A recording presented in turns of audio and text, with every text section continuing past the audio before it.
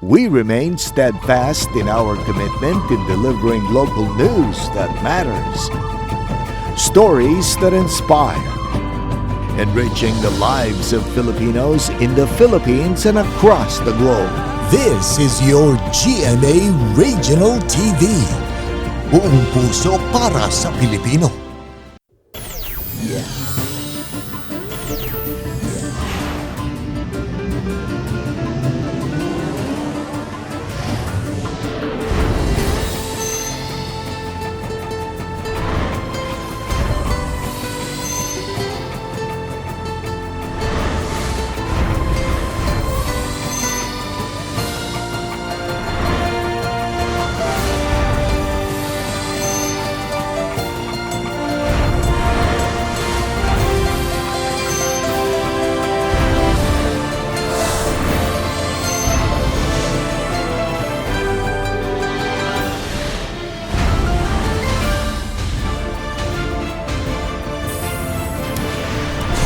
Kini ang GMA Regional TV Balitang Bisdak.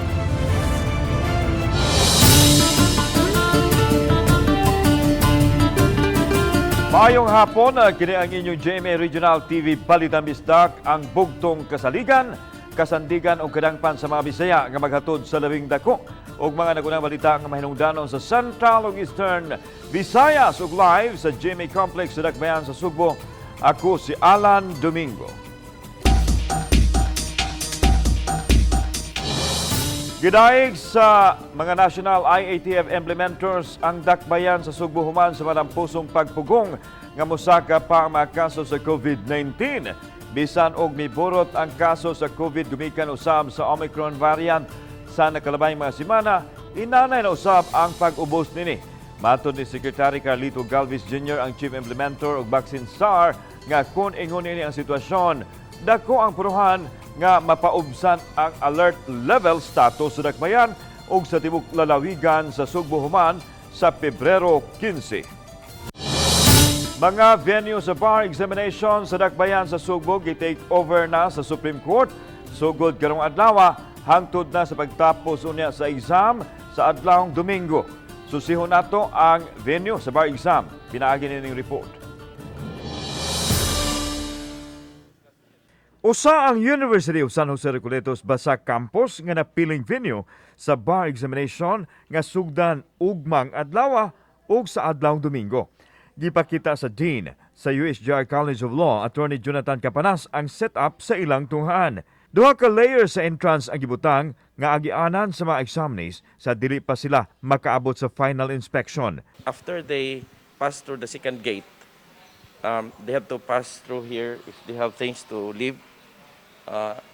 What they can bring with them is only a bag which is transparent together with their baon, kato ilang food for lunch o uban nilang gamit for the exams nga pwede ma-review, pwede nila magamit. Transparent, dili sila kadala sa ilang gadgets. Usa ka building sa Basak Campus ang gihimong venue sa bar exam diin ubos nga bahin ini ang kantin nga gi-arrange ang mga armchairs nga nakadistansya usab og tag-usa ka metro. Sa ibabaw nga mga andana gipahimutang ang mga lamisa diin tag-usa ang mga bar takers adunay tagsa kasaksakanan sa ilahang laptop. Luag ang wanang sa sulod sa venue nga mamahimong kaatuan usab sa mga examinees. The reason why we decided to have it in just one building is for easy control.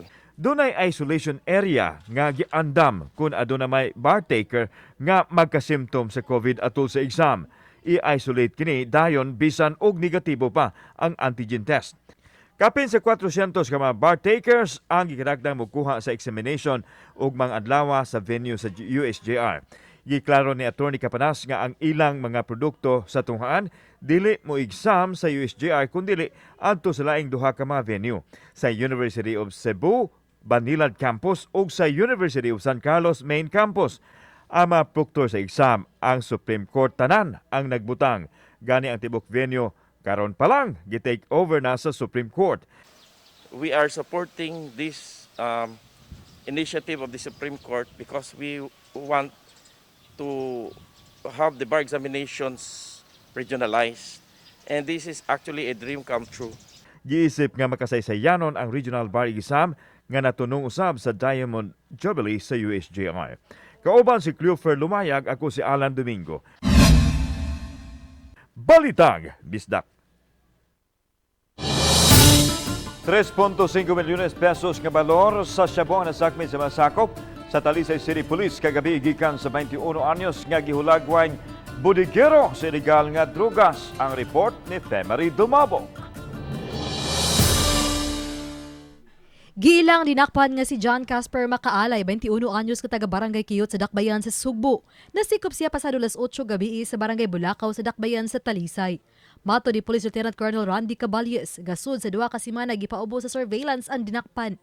Nasuta sa kapulisan nga di mo ubos sa 500 gramos ang iya mabaligi ang matag semana. Hagbunganan niya maong pipila ka mga barangay sa Dakbayan sa Sugbo, Talisay City ug sa lungsod sa Minglanilla.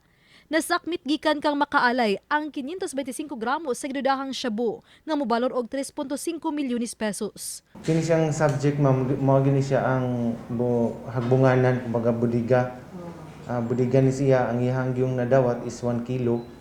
Only that nga ihanang na-dispose ang half sa iyahang item. So manang nabilin 525 grams lang. Giangkon sa dinakpan ang salaod apan miingon nga gisugo lang siya nga tighatod sa illegal nga drugas. Pila ka tuig? Buwan pagkapin. Sa buwan kapin, kapila ka naghatod na? John Casper. Duha pa din. Nangangkon siya nga gikan kini sa kapiniriso sa Cebu City Jail ang usa sa mga kontak. Naan na sila mga kauban. Kaya ang item ani sa iyaha, then nasa uban nga mga item sad nga ato sang gitrabaho karon sa katong mga gipang considered nato nga mga bodigero. Uban ni Jun Sulon, ako si Femery Dumabok. Balitang Bisdak. Mga biktima sa bagyong Odette nga tagalungsod sa Cordovacan sa mga panimay, partially damaged, midagsa sa gabi, evacuation center ganina buntag aron mo dawat sa mga relief goods. Apan ang schedule sa distribution alas 5 pa di ay sa hapon. Si Luan Merondina sa report. Nagbagulbol nga namiya sa Gabi Evacuation Center kining mga taga-barangay Ibabaw human masayod nga wa di ay schedule sa distribution sa mga relief goods karong buntaga. Silang tanan may dalang mga kupon nga magpamatuod nga lakip sila sa mga makadawat og hinabang. Pero ang hatas mo alas 8 may mga dire, pero pag anina mo dire nagkagubot kay ang sulti nila launa pa na sa hapon. Muna ang buban ko no, bats ko no, pag-ugma na po ko no. Gihatag lang kuan sa schedule nga manghatag kuno sa kuan lagi nang ayuda nya. Abot na mo nga ri. Puspon naman po kuno nya, giabsinan ba namo sa among trabaho. Sayang kay adlaw. Gawa sa mga taga-barangay Ibabaw, midag sa usab ang mga taga-barangay Dayas. Pasado alas 8 ganihang buntag, ug kay wa nay ikapamliti pabalik. Si Sarabanon Baudi, nakahukom na lang siyang muhuwat hangtod sa distribution karong hapon. Ang pangutana karon kay wa mami pamliti. Mag-hike mi pirting layo Nya high blood ko. Og mamatay ko. Unsa man ang ayuda, bugas ra og kuan, dilata. Dili di na kwarta. Ang Municipal Administrator Designate sa lungsod nga si Hera Padillo Palsario misusi sa dapit ug maoy mipasabot sa mga tao. Matod ni Palsario, posibleng may nagpakatap og sayop nga kasayuran kay wala man mag-post ang social media account sa lungsod kabahin sa schedule sa distribution sa mga relief goods ganihang buntag. Mo na lang silang ipahatod kay naa may service sa munisipyo, ipahatod na lang sila namo kay kana gyud nga information, wala gyud naghatag og information ang munisipyo nga paariun sila karong buntag. Iya hinuong gitataw nga may distribution sa relief goods karong alas 5 sa hapon. Apan alang lang una kini sa mga taga-barangay Buagsong ug Dayas. Kanang Ibabaw kay amo pa nang kuanon gyud kung mauna ba gyud to ang 3,125 para iagto na lang na sila sa mga barangay. Iagto na lang na sila sa ilahang purok. Niadtong Lunes, una nang nahatagan og mga relief goods ang moabot sa 2,049 ka mga partially damaged households nga taga-barangay Gabi, Pilipog, Kogon ug Dapitan. Wala pa usay schedule kung kanusa usab mahatag ang financial assistance alang kanila. Uban ni Marlon Melgazo, Luan Merondina, Balitang Bisdak.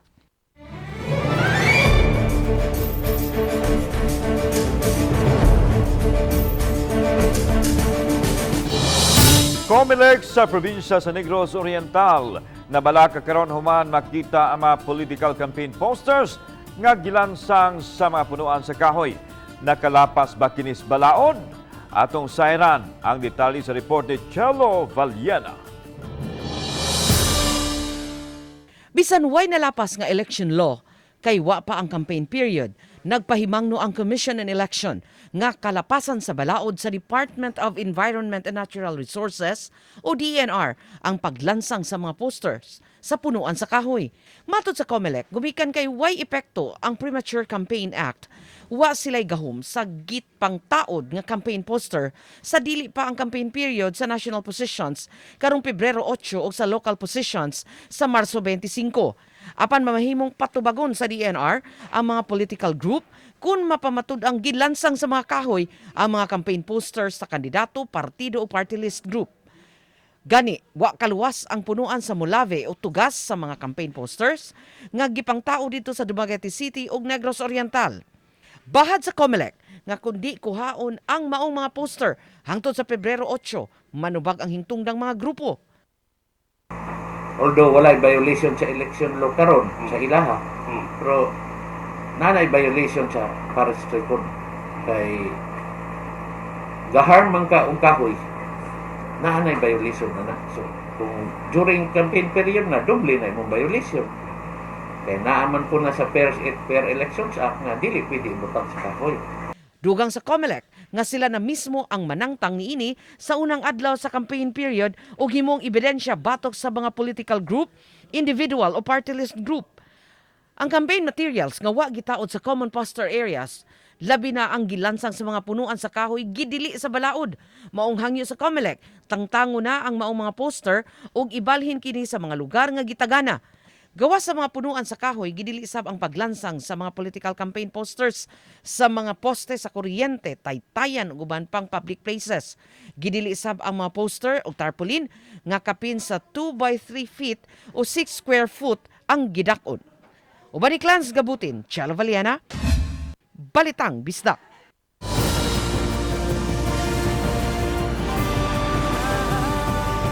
Kini ang GMA Regional TV Balitang Bisdak.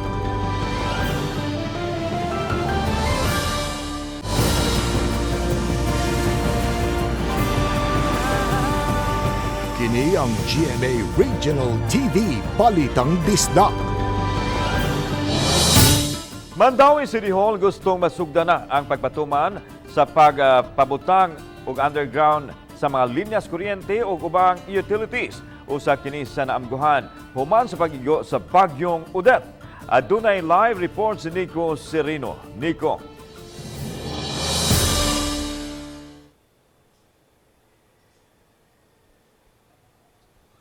Yes, Lan, gusto ang Mandawi City nga mapatuman na kining pagpa-underground sa mga utilities. Labi na, human gyud sa nahitabo sa bagyong Odette. Sa pagkusukuso sa hangin dala ni bagyong Odette niadtong Disyembre, wala makalikay ang mga poste nga gikutayan sa linya sa kuryente ug mga kable sa telecommunication companies. Ubay-ubay gyud ang wala kasugakod ug nangatumba ilabi na dinhi sa Metro Cebu area. Gumikan niini, apektado ang serbisyo sa power companies ug telcos. Lakip ang Mandawi City sa nakasinati ning maong suliran, mao nga karon buot ang syudad nga maaksyonan na kini. Nakigtigom sila sa mga utility providers o gituki ang kabahin sa hangyo nga mabutang na underground ang ilang mga linya. Mas maayo kuno kini aron kun may katalagman nga moabot, dili daling maapektuhan ang ilang serbisyo susama sa pipila ka semana nga nawad-an gyud og supply sa kuryente. Kita na to ron ang importansya ana kay mas lesser ang damage nga mahitabo o mas paspas mabalik ang kuryente kung naa sa underground ang cable. Tuig 2020 pa giaprubahan sa Konseho sa Mandawi ang ordinansa kabahin niini. Aminado hinuon ang syudad, dili madali-dali kining maong plano ug dako-dako ang gasto. Base sa ordinansa, phase by phase ang implementasyon, unahon lang una ang mga planned urban development o business areas ay pa mo padayon sa residential communities. In fact, during our public hearing ni tunga na sila diri tanang utilities, and they are very amenable to that. It's not impossible, and the benefits will outweigh the inconvenience. Padayon pa namong gikuhaan sa ilang reaksyon ang mga utility providers kabahin ining hangyo sa dakbayan ug wa pa sila muluwat og pamahayag.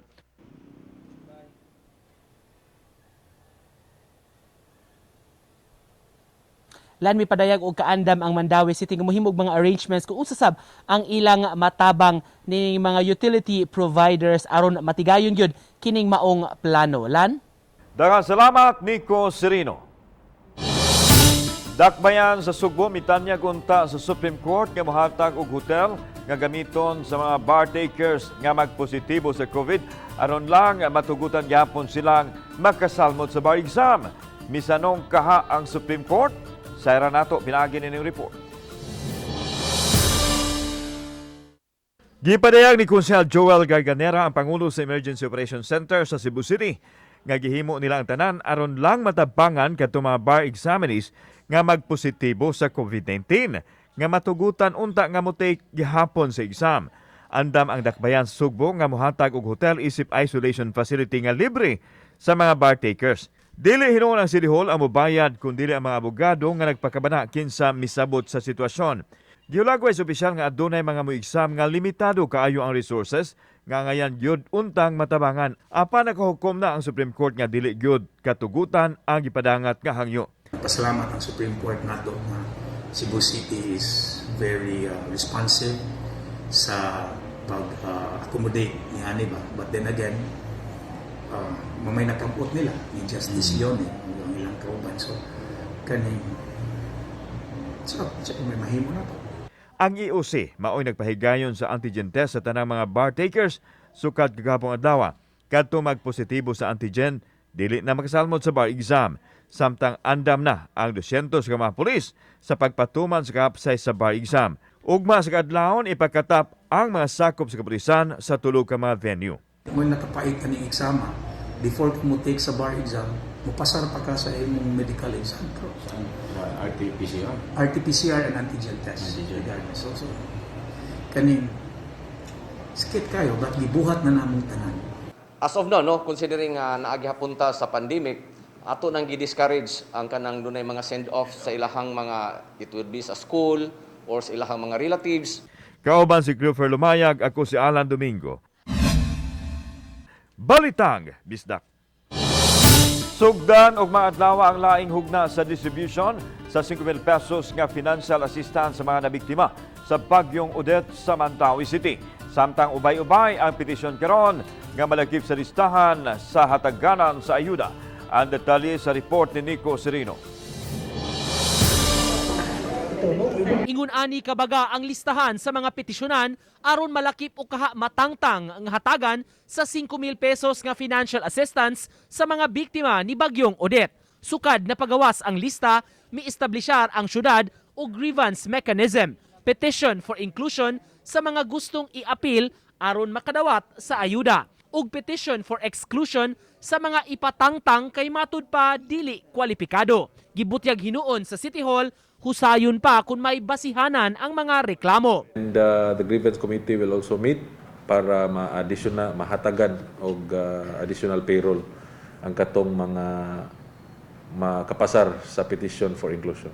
Sa unang 5 ka barangay nga gihatagan og ayuda, gisugat og reklamo ang disbursing team ni adtong mga wala maapil sa listahan o giingong mi question nganong naa ang ilang silingan. Masabtan gyud nato nga naa gid tay mga complaints nga madawat mauna ang rason nga naa ato ang petition for inclusion.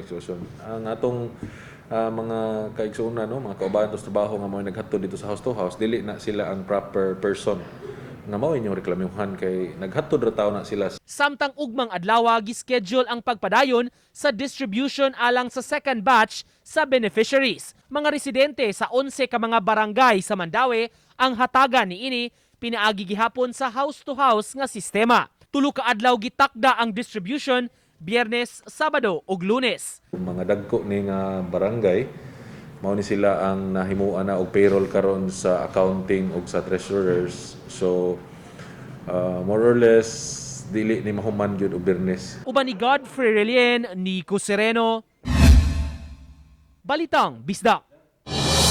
Panaglalis mitumaw tali sa mga konsyahal ug bisi mayor sa Dakbayan sa Talisay atol sa ilang sesyon tungod sa ipalabang unta nga resolusyon sa mga konsyahal kalabot sa ilang mga job order employees nga gihulagway sa bisi mayor nga illegal. Ang report ni Femari Dumabok. Mitumaw ang panaglalis human midusog resolusyon si Konsehal Antonio Bacaltos nga co-authored sa mayorya sa konseho nga mag-usab sa pag-apod-apod sa mga job order personnel sa legislative branch. Sa kasamtangan, adunay 45 ka mga legislative researcher, tagduha alang sa matag konsehal samtang 21 ang anaa sa Vice Mayor's office. Aduna usab 25 ka mga job order employees ang bisi mayor. Sa gidusong resolusyon, naglatid nga inay duha lang sa matag konsehal himuon na kining tagtulo ka mga researcher ug dugang usa ka JO alang gihapon sa matag konsehal. Nalatid usab nga dili na pirma ni Vice Mayor Alan Bukaw apan pirma na sa mga konsehal aron mahatag ang suhulan sa mga JO. Gilagway kini ni Bukaw nga supak sa balaod. Ayaw niyo palabiin. Dikwaan ako ninyo og job orders. Dikwaan ako ninyo committee. Dikwaan ako ninyo sa tanan akong pribilehiyo. Then, ihatag na lang sa taon ni kay kini mga tawhana na ataw ni gasalig na ko. Dugang paghulagway ni Bukaw nga pamulitika og pagduot kaniya sa mayorya isip oposisyon siya. Og kung ipugos gyud sa mayorya, mibahad siyang mupasaka og reklamo. Muandam siya. Kay iyang gisunod ang sayop. So, ako na sad siguro ng prerogative kung unsay akong action against sa department head nga musunod sa resolution nga gitawag natong violation to what the local government code provides. Apan misumbalik og pasangil si Konsehal Rodolfo Cabigas kinsa mihulagway nga dili makiangayon ang pagbahi ni Bukaw sa 70 ka mga JO sud sa dugay panahon. Matud niya, may katungod nga madungagan ang ilang mga JO. Ang 70 ka mga JO karon maoy nagpatabang sa GMR TV Balitang Bisdak kay hangtod karon wa pa nila madawat ang ilang suhulan. Wa ni ingon nga gihubuan siya. Mas daghan ang iha. Kay 22 man ang amo tagupat man ni. So mao na naglibog mi nganong moingon siya nga gihubuan siya nga kani siya og butonaon for how many years siya nagpakuan ni Sir Gab. Siya nagpahimusan ni. Hinoon gipasabot ni Emily Cabrera, Talisay City Human Resource Officer, nga napahimuan na og payroll ang nahibiling mga JO og posibleng madawat ng usa ka buwan nga swelduhan ugma o kaha sa Lunes. Oh, murag 28 to na pirmahan. 28 basta hinapos na. So himuan ni payroll sila. Karon whole month. Whole month na nga kuan atong gi-prepare karon. Uban ni Jun Solon. Ako si Femari Dumabok. Balitang Bisdak. Patay ang 64 anyos nga lalaki human maunay sa iyang shotgun nga mibuto sa balay sa iyang igsuon sa Purok 5 Barangay Manalungon, Santa Catalina. Dead on the spot si Lito Pitulan nga taga-sityo Talutuan, Barangay Kalamtukan, Payawan City. Gumikan sa man pinusilan sa dughan. Sa pasiunang investigasyon sa kapulisan, ang biktima uban sa iyang asawa miduaw sa iyang igsuon nga si Simplicio Pitulan aron mangayog bugas. Nag-inom ang managsuon og gipatong ang shotgun sa lamisa. Apan nahulog kini og aksidenteng mibuto. Ang biktima naigo sa dughan nga maoy hinungdan sa iyang hinandaling kamatayon. Ang hepe sa kapulisan sa Santa Catalina nga si Police Major Enrique Asonio miingon nga ang ayan untang kasuhan si Lito Pitulan og illegal possession of firearms ug paglapas sa eleksyon kanpan. Apan wa na sila'y mahimo kay patay na ang biktima. Ang pagtulunan sa maong hitabo nga likayan ang paghupot og armas labi na kon way kasayuran unsaon ang luwas nga paggamit niini.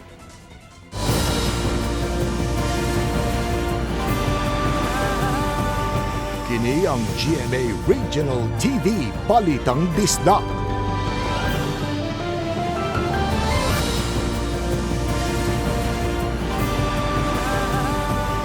Kini ang GMA Regional TV Balitang Bisdak. Kapinso sa kabuuan human miigo ang bagyong Odette, ang local tourism sa Cordoba inana nang mibangon mga floating cottage ug ubang mga struktura daplin sa dagat nag-anam na og balik. Si Luan Merondina sa report. Wala pa magsugod ang weekend apan kaganihang buntag nabantayang midagsa na sa Bantayan, Cordova ang pundok sa managhigala og pamilya nga mga ligo sa dagat.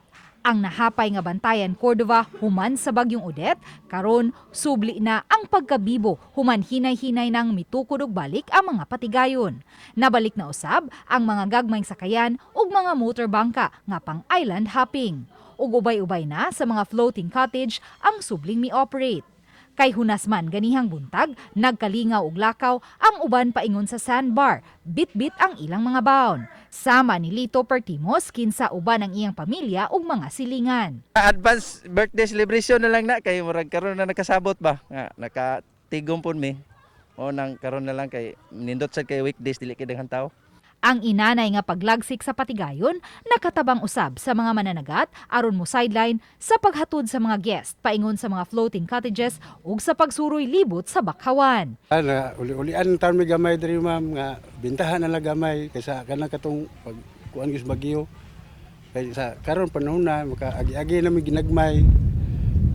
Makapalit na mi ginagmay pagkaon sa namo.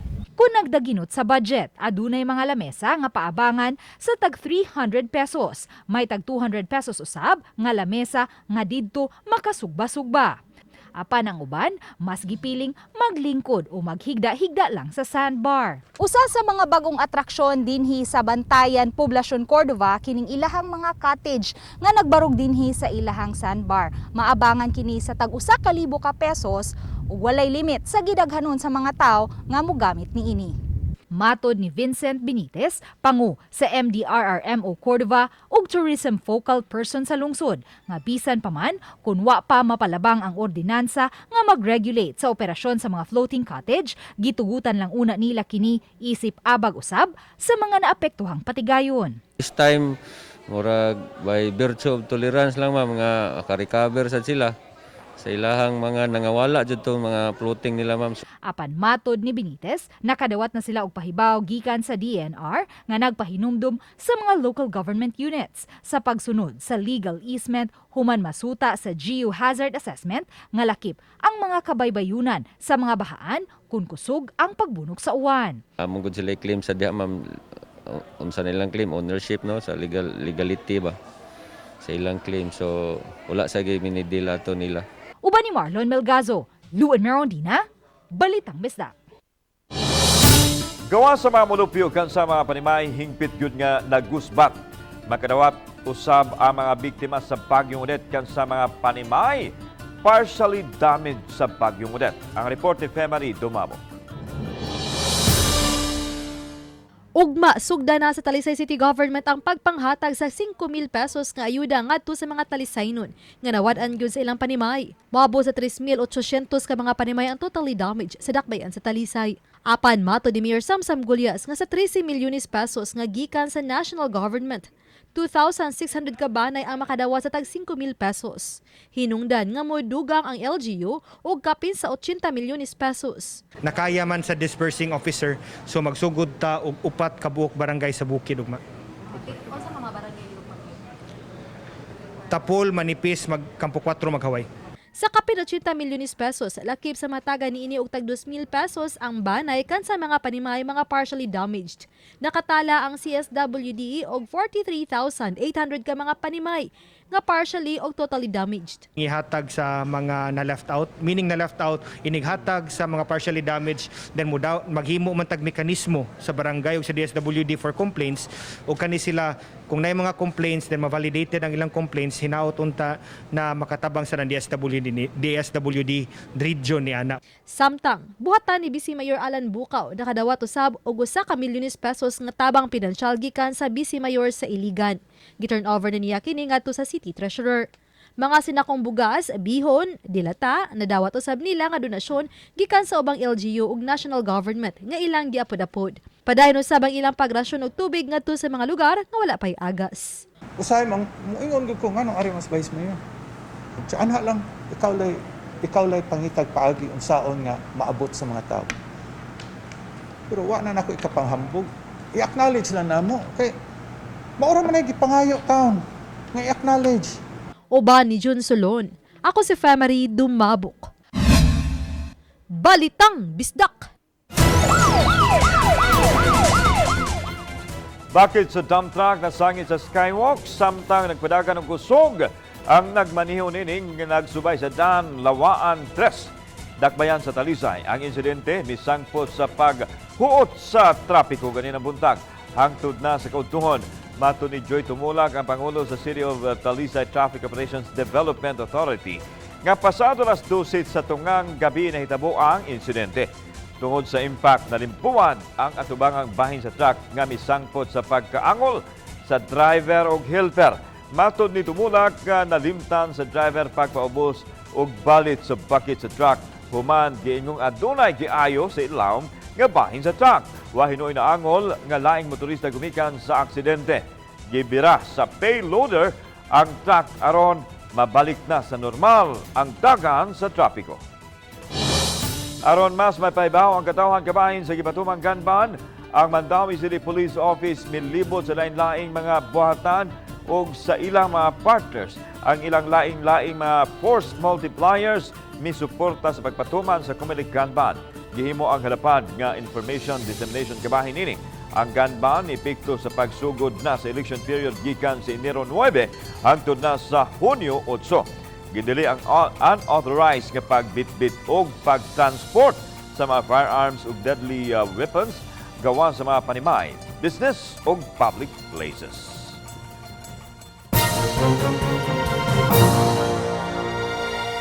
Muna itong latest weather update para sa adlang Huwebes, February 3, 2022. Sa pagkakaroon ng share line may nakapekto sa eastern section sa southern Luzon.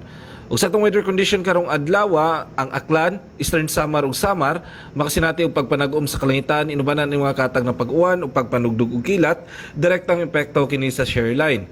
Samtang ang nabiling bahin sa Visayas lakip na ang probinsya sa Sugbo, Occidental Mindoro ug Palawan lakip na pod ang Kalayaan Group of Islands, makasinati og generally fair weather condition o maayong tempo sa panahon.